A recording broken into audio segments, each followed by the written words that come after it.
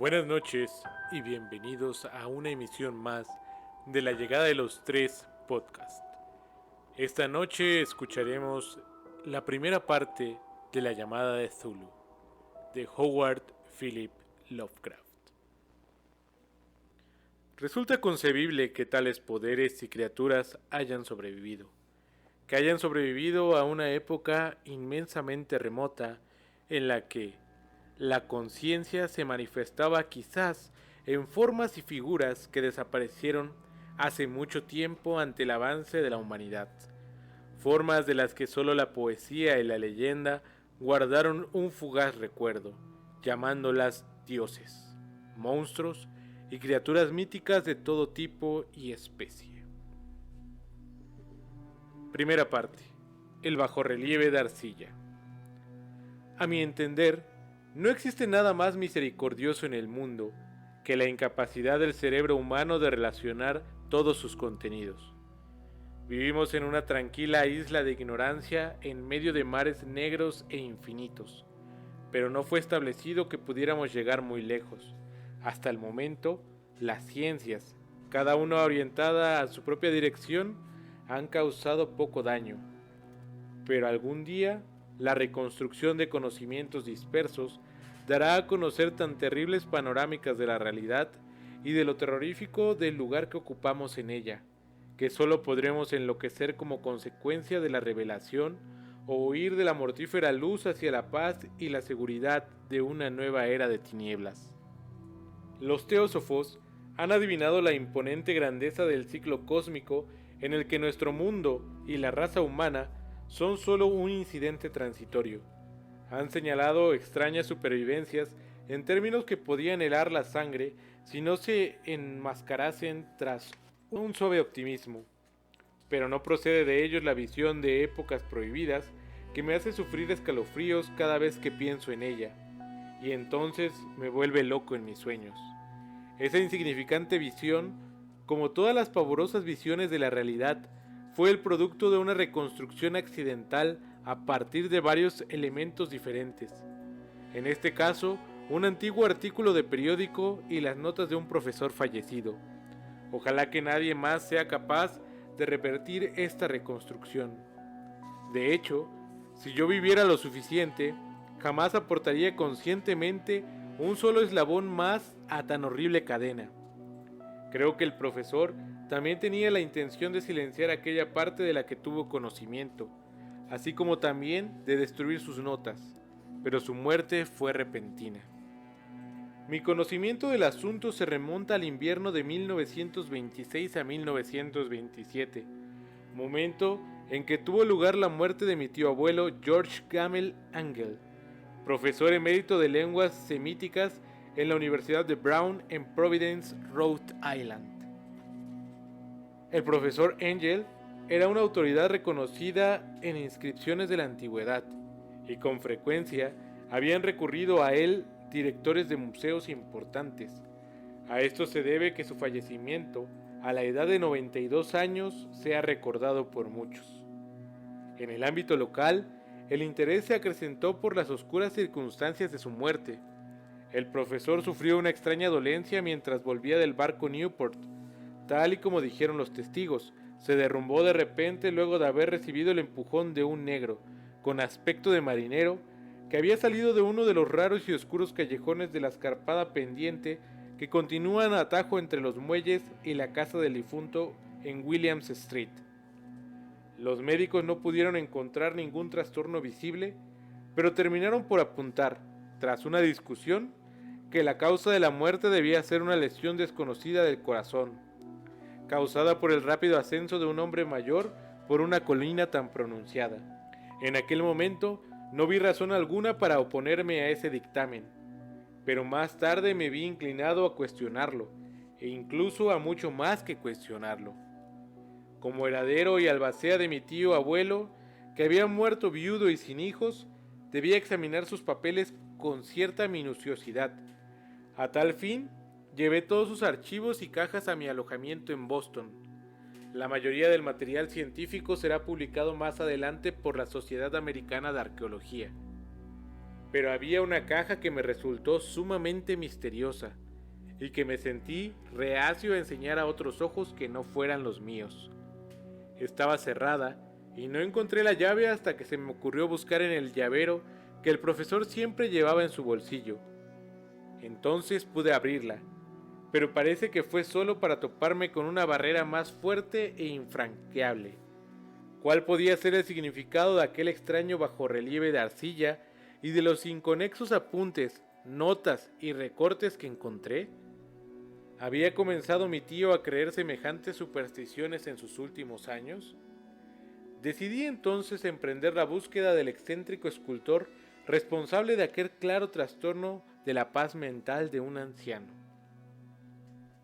El bajorrelieve era una tosca pieza rectangular de algo más de 2 centímetros de espesor y con una superficie de unos 13 por 15, de origen evidentemente moderno, pero su diseño distaba mucho de ser moderno en lo que se refiere al tema y a lo sugerido por la obra, y aunque los caprichos del cubismo y el futurismo son muchos y descabellados, no suelen ser útiles para reproducir la enigmática regularidad que se esconde en la escritura prehistórica y, ciertamente, el grueso de aquellos diseños parecía ser de algún tipo de escritura.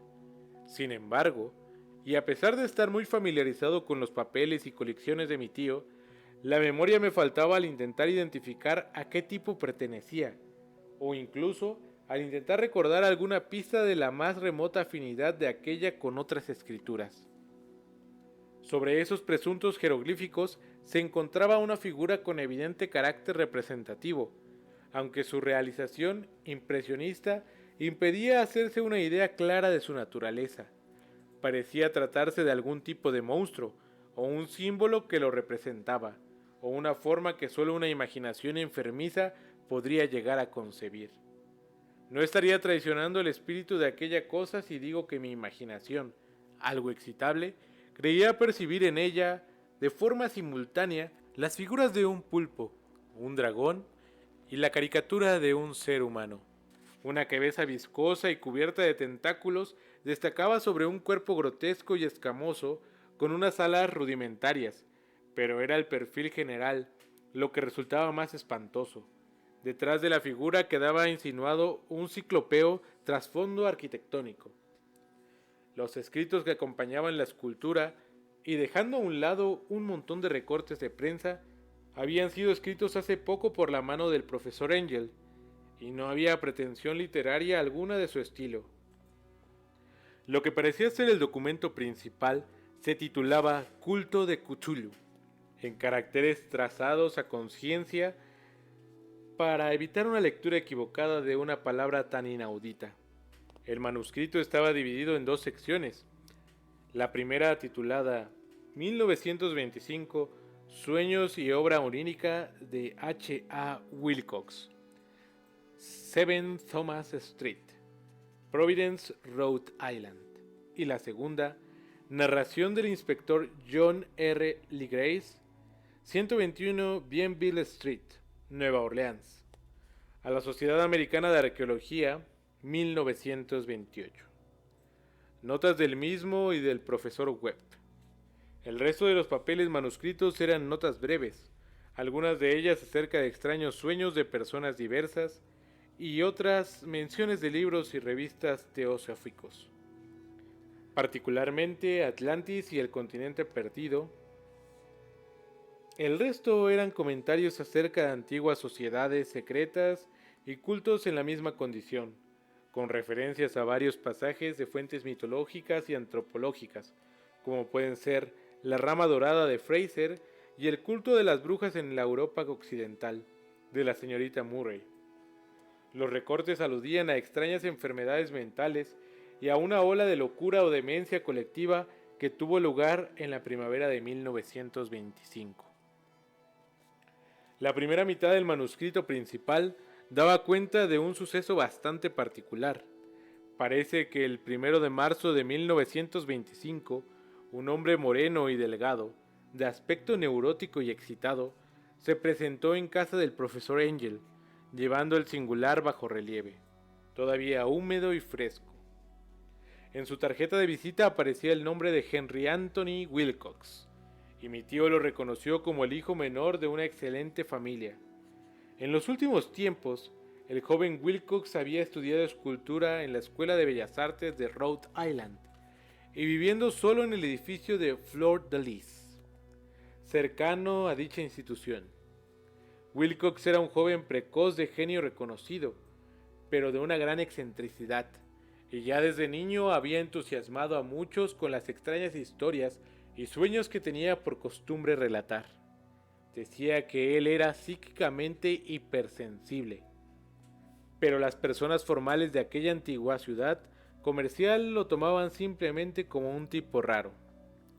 Sin mucho contacto con sus compañeros de estudio, se apartó gradualmente de la vida social, y en aquel momento solo se relacionaba con un grupo de estetas de otras ciudades.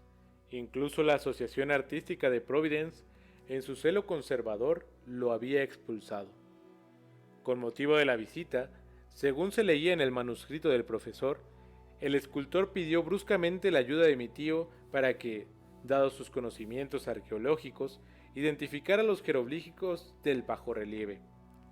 Habló de una manera tan presuntuosa y afectada que anulaba cualquier simpatía que pudiera sentirse por él. Mi tío le contestó con cierta brusquedad, ya que la notable frescura de la tablilla implicaba parentesco con cualquier cosa excepto con la arqueología. La respuesta del joven Wilcox, que impresionó a mi tío hasta el punto de recordarla y anotarla al pie de la letra, estuvo caracterizada por un matiz fantásticamente poético que debo marcar. Sin duda, toda la conversación que siguió, y que tal y como he podido comprobar luego, resultaba muy propio de él. Lo que dijo fue: «Claro que es nueva, la hice la pasada noche en un sueño que tuve sobre extrañas ciudades, y los sueños son más antiguos que la ensoñadora Tiro, la contemplativa Esfinge o la misma Babilonia protegida de jardines». Fue entonces cuando comenzó su inconexo relato que, de repente, avivó un recuerdo aletargado de mi tío y se ganó su fervoroso interés.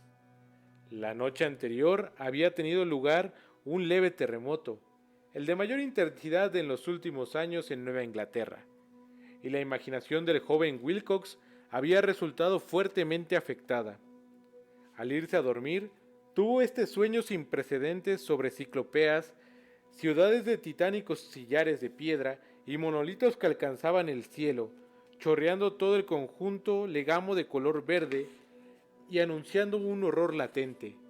Los muros y pilares estaban cubiertos de jeroglíficos, y desde algún punto bajo el suelo le llegó una voz que no era tal, una sensación caótica que solo la imaginación podía transliterar en sonido, cosa que intentó hacer por medio de un revoltijo casi impronunciable de letras.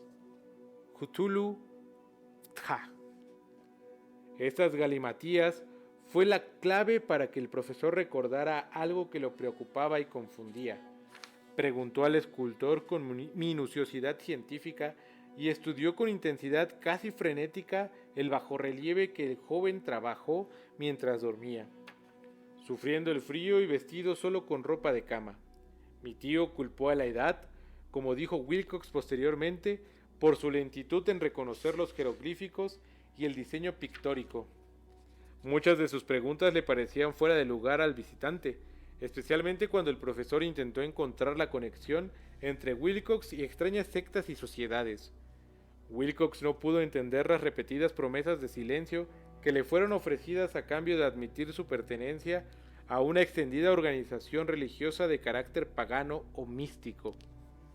Cuando el profesor se convenció de que Wilcox ignoraba la existencia de cualquier tipo de culto o de saber arcano, no dudó en asediar a su visitante pidiéndole futuros informes acerca de sus sueños. Esto dio su fruto de una manera continua, ya que tras la primera entrevista, en el manuscrito así se registran las visitas diarias del joven en las que relataba sorprendentes fragmentos de imágenes oníricas cuyo principal contenido era siempre alguna terrible panorámica de carácter ciclopeo y de piedra oscura por donde chorreaba el lodo verde, a la que acompañaba una voz o inteligencia subterránea que de forma monótona profería enigmáticos impactos sensoriales, casi impronunciables. Los dos sonidos repetidos con más frecuencia mencionados en las notas eran Tulu y Lie. El 23 de marzo, según apuntaba el manuscrito, Wilcox no apareció. Las pesquisas en su alojamiento revelaron que había sido asaltado por una especie inusual de fiebre y que había sido llevado a la casa de su familia en Waterman Street. Wilcox había estado gritando durante la noche, despertando a varios de los otros artistas que vivían en la residencia, y desde entonces solo había manifestado estados alternativos de inconsciencia y delirio. Mi tío se apresuró a telefonear a la familia, y desde ese momento en adelante prestó una gran atención al caso, llamando a menudo a la consulta del Dr. Toby en Thayer Street, al enterarse de que era el médico de Wilcox. Al parecer, la mente febril del joven se explayaba sobre cosas extrañas, y a ratos el doctor se estremecía al escuchar hablar de ellas. Tales visiones no se limitaban a la repetición constante de cosas soñadas con anterioridad, sino que aludían locamente a una gigantesca cosa de kilómetros de altura, que caminaba o se movía pesadamente. En ningún momento llegó a describir por completo a aquel ser, pero algunas palabras frenéticas y ocasionales, repetidas por el doctor Toby, convencieron al profesor de que debía ser idéntico a la monstruosidad sin nombre que había tratado de representar en aquella figura esculpida en sueños. El doctor agregó que cualquier referencia a este objeto suponía, sin excepción, el preludio del hundimiento del joven en un estado letárgico. Extrañamente, su temperatura no estaba muy por encima de la normal, pero su condición, por lo demás, indicaba la presencia de una auténtica fiebre y no de un trastorno mental. Alrededor de las 3 de la tarde del 2 de abril, todo rastro de la enfermedad de Wilcox desapareció de repente. Este se sentó en la cama, asombrado de encontrarse en casa de sus padres y completamente ignorante de lo acontecido en los sueños o la realidad, desde la noche del 22 de marzo. Tras darle de alta el médico, Wilcox tardó solo 3 días en regresar a su alojamiento, pero en adelante ya no fue de utilidad al profesor Angel. Todos los rastros de sueños extraños se habían desvanecido al llegar a su recuperación, y mi tío dejó de tomar nota de sus visiones oníricas tras una semana de explicaciones irrelevantes y sin sentido acerca de sueños corrientes. Aquí termina la primera parte del manuscrito, pero algunas referencias a ciertas notas dispersas me dieron mucho en qué pensar, hasta el punto de que solo el arraigado escepticismo que caracterizaba mi filosofía por aquel entonces era capaz de explicar mi continua desconfianza por el artista. Las notas en cuestión eran las que describían los sueños de varias personas a lo largo del mismo periodo en el que el joven Wilcox había experimentado sus extrañas visiones. Parece ser que mi tío inició rápidamente un sistema de investigación entre casi todos los amigos a los que podía preguntar, sin parecer impertinente, acerca de sus sueños nocturnos, así como de la fecha de cualquier visión fuera de lo común que hubieran experimentado en tiempos recientes. Según parece, la acogida de su solicitud resultó muy variada, pero el doctor recibió más respuestas de las que una sola persona podría ser capaz de atender sin la ayuda de un secretario. La correspondencia original no ha sido conservada, pero sus notas al respecto forman un minucioso y significativo resumen. La clase alta y los hombres de negocios, la tradicional sal de la tierra de la sociedad de Nueva Inglaterra, dio un resultado negativo casi en su mayoría, aunque hubo algún que otro caso aislado de intranquilas e indefinidas visiones nocturnas, siempre entre el 23 de marzo y el 2 de abril, periodo que coincidía con el delirio del joven Wilcox. Aquellos hombres dedicados a la ciencia no resultaron mucho más afectados, aunque 4 casos de vagas descripciones podrían sugerir la existencia de visiones fugaces de extraños paisajes, y uno de ellos hacía mención del miedo que experimentaba ante la posibilidad de que algo anormal pudiera ocurrir. Fue de los artistas y poetas de quienes llegaron las respuestas más interesantes, y estoy seguro de que se hubiera desatado el pánico entre ellos de tener la posibilidad de comparar sus notas. Ante la falta de las cartas originales, llegué a sospechar que el recopilador había formulado preguntas tendenciosas, o que había redactado la correspondencia de manera que quedara probado lo que él, de forma latente, estaba resuelto a confirmar. Esta es la razón por la que continué pensando que Wilcox, de alguna forma, al tanto de ciertos datos que estaban en posesión de mi tío, había estado aprovechándose del viejo científico. Las respuestas de aquellos estetas daban de forma a una inquietante historia. Desde el 28 de febrero al 2 de abril, una gran proporción de ellos había soñado con cosas muy extrañas, siendo la intensidad de estos sueños mayor durante el periodo correspondiente al delirio del escultor. Más de la cuarta parte de los que informaban acerca de algo decían haber tenido visiones y escuchado sonidos, no muy distintos de los que Wilcox había descrito. Alguno de los soñadores confesó haber sentido un miedo intenso hacia la presencia gigantesca e innombrable. Uno de los casos descritos con mayor énfasis en las notas fue realmente lamentable.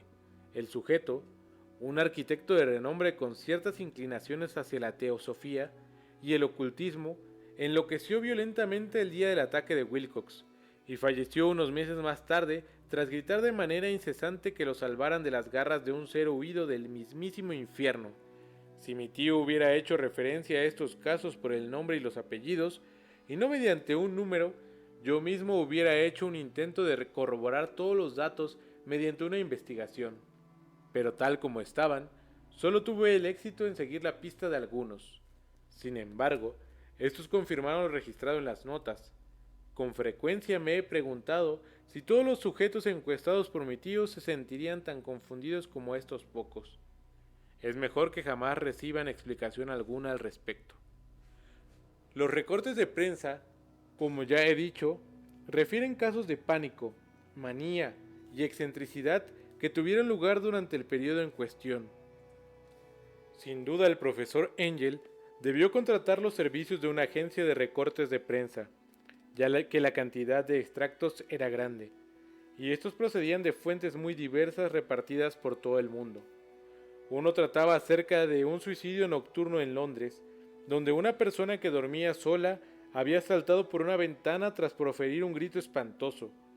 Había otro que consistía en una inconexa carta dirigida al director de un periódico sudamericano, en la que un fanático deducía un catastrófico futuro a partir de ciertas visiones que había tenido. Un comunicado procedente de California describía a una colonia de teósofos vestidos con togas blancas como preparativo de algún glorioso cumplimiento que jamás tuvo lugar, mientras que las noticias llegadas desde la India hablaban, con cautela, acerca de serios disturbios provocados por nativos hacia finales de marzo. Los ritos orgiásticos del vudú se multiplicaban en Haití, y de los puestos avanzados de africanos llegaban información acerca de rumores y malos augurios. Las autoridades americanas en Filipinas se encontraron con la agitación de varias tribus por estas fechas, y en Nueva York, la policía era acordazada por multitudes de tez aceitunada la noche del 22 al 23 de marzo. En la zona occidental de Irlanda, abundaban también los descabellados rumores y leyendas, y el pintor de temas fantásticos Ardois Bonnot colgaba su blasfemo paisaje del sueño en el Salón de Primavera de París en 1926. Fueron tan numerosas las alteraciones que tuvieron lugar en los manicomios que solamente un milagro hubiera sido capaz de evitar que la cofradía médica advirtiera los extraños paralelismos y sacara desconcertantes conclusiones de aquello.